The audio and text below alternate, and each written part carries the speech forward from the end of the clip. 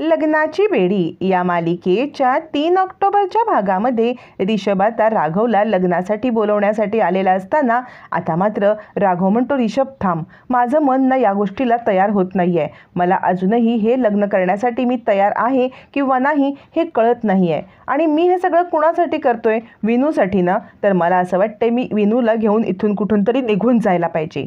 रिषभ म्हणतो, दादा अरे काय करतोयस? बाहेर सगळी लग्नाची तयारी झालेली आहे, तुझं काय चाललेलं आहे? याच्यावरती राघव म्हणतो, रिषभ नाही, मला हे लग्न करायची बिलकुल इच्छा नाही आहे. त्यामुळे मला असं वाटतंय मी हे लग्न नाही करू शकत. मला इथून निघायला पाहिजे. माझं फक्त सिंधूवरती प्रेम आहे आणि ते डावलून मी इथून कुठेही जाऊ शकत नाही. म्हणजे मला आता हे लग्न करण्याची बिलकुल इच्छा नाही. असं म्हणत राघव आता रिषभला तिथेच ठेवून लग्न घर सोडून, लग्नातला मांडव सोडून जवळजवळ पळूनच जातो. अजूनही हे रत्नपारख्यांना कळालेलंच नसतं. तोपर्यंत रत्नाकर आणि आता दोघंजण तयारी करत असतात. लग्नाची सगळी तयारी चालू असताना इकडे मंगूने सांगितल्यामुळे सिंधू आता राघवला कॉल करते. रत्नपारख्यांच्या घरामध्ये कॉल करते आणि राघव तिथेच उभा असतो आणि तो फोन उचलत नाही, कारण त्याला लग्नघर सोडून जायचं असतं.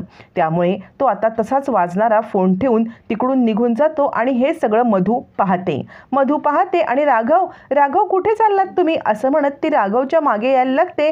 सिंधू विचार करते, फोन का नाही कुणी उचलत आहे? राघव असा अचानक धावत पळत घर सोडून निघून गेलेलं मधू पाहते आणि ती धावत जाऊन उचलणारा म्हणजे वाजणारा फोन उचलते.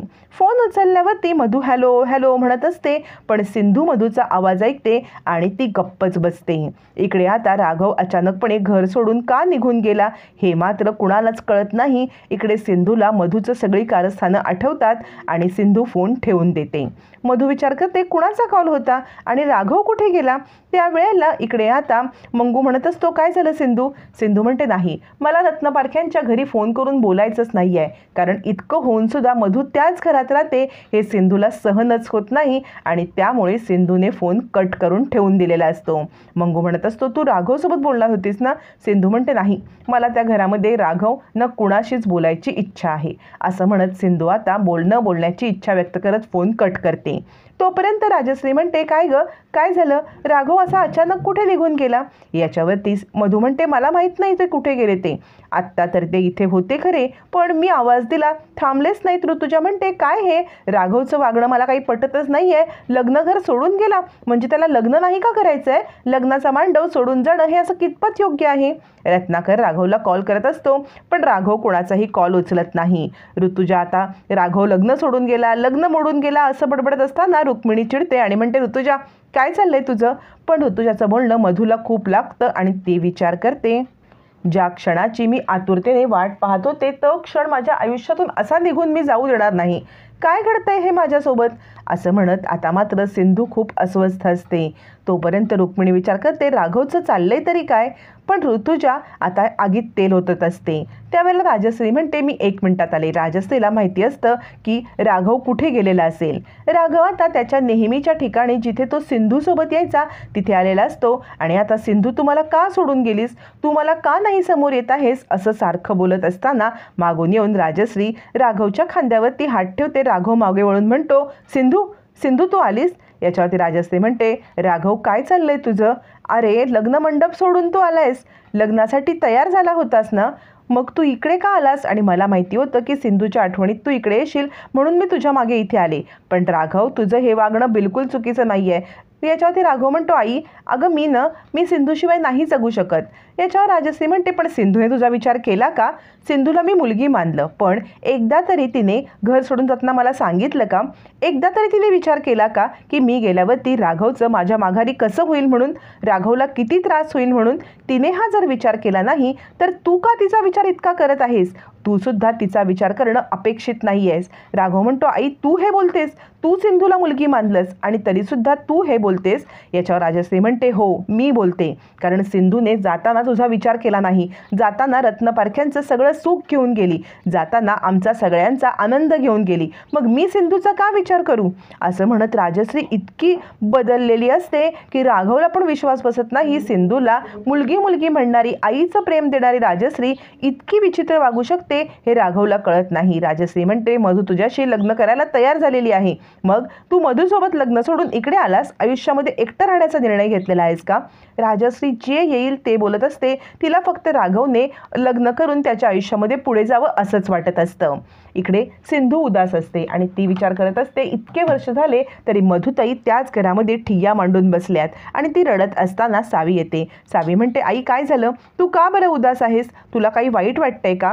सिंधू सावीला जवळ घेते आणि रडायला लागते आणि म्हणते, नाही बाळा, काही नाही. याच्यावर सावी म्हणते, अगं आई, आपल्याला विनूच्या आईबाबांच्या लग्नासाठी जायचं आहे ना, मग आपल्याला तयार व्हायला पाहिजे की नाही? तू पटकन आटप, आपण विनूच्या आईबाबांचं लग्न ऑनलाईन अटेंड करणार आहोत ना.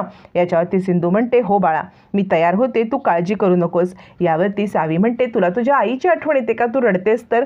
सिंधू म्हणते, माझी ना एक आई होती, म्हणजे माझी जन्म देणारी आई मला जन्म देताच गेली, पण दुसरी माझी एक आई होती जी माझी आईसारखीच काळजी घ्यायची. सिंधूला राजश्रीची आठवण येते आणि ती राजश्रीच्या आठवणीमध्ये रडत असताना इकडे राजश्री मात्र पूर्ण बदललेली असते. राजश्रीला सिंधूच्याबद्दल काही न वाटता उलट सिंधूबद्दल राग असतो. ती सांगत असते, जे सिंधू तुझ्यासोबत वागली ना, त्यामुळे मी सिंधूवरती जितकं प्रेम करत होते तितकाच तिचा आता मला राग येत आहे. राघव, तुला कळतंय का? सिंधूने फक्त स्वतःचा विचार केला, स्वतःचा हट्टीपणा, स्वतःची जिद्द आणि स्वतःचा स्वाभिमान जपण्यासाठी तुझं, आमचं सगळ्यांचं आयुष्य बर्बाद करून ती निघून गेली. पण या सगळ्यामध्ये तुला काय झाटलं असेल? तुझ्या जीवाला किती त्रास झाला असेल हा विचार तिने केला का? तिच्या माघारी तुझं काय होईल? राघव म्हणतो, नको आई, तू असं बोलू नकोस. याच्यावरती राजश्री म्हणते, तू अजून किती सिंधूची वाट पाहणार? ॲक्सिडेंटमध्ये सिंधू गेलेली आहे, हे सत्य मान्य कर. सिंधू पुन्हा येणार नाही, हे सत्य तू मान्य कर. असं म्हणत राजश्री राघवला लग्नासाठी तयार करत असते आणि घरी नेण्याचा प्रयत्न करत असते आणि म्हणते, मी तुझ्या पुढे हात जोडते, मी हात जोडते, पण न तू आता परत चल, तू परत चल आणि हे लग्न कर. राणी तुझी वाट पाहते आहे.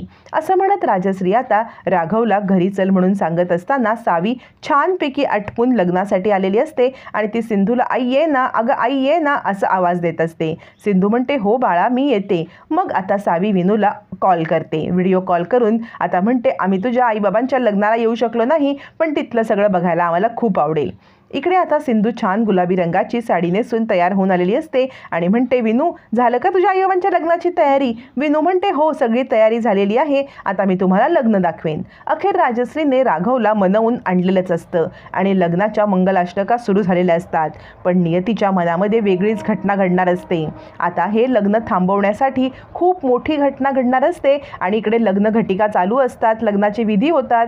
विनूने मोबाईल पूर्णपणे लग्नाच्या विधीकडे वळवलेला असला तरी राघव आणि मधूचे चेहरे मात्र सिंधूला दिसत नसतात. दिसत असतं ते बाजूचं डेकोरेशन, मागची माणसं, कुणाचीच तोंड नीटशी दिसत नसल्यामुळे अजूनही हे लग्न रत्नपारख्यांच्या घरात आहे हे सिंधूला समजलेलं नसतं. सगळेजण पाठमोरे असतात. राघव आता मधूकडे पाहत असतो आणि अचानक मधूच्या जागी त्याला सिंधू दिसायला लागते.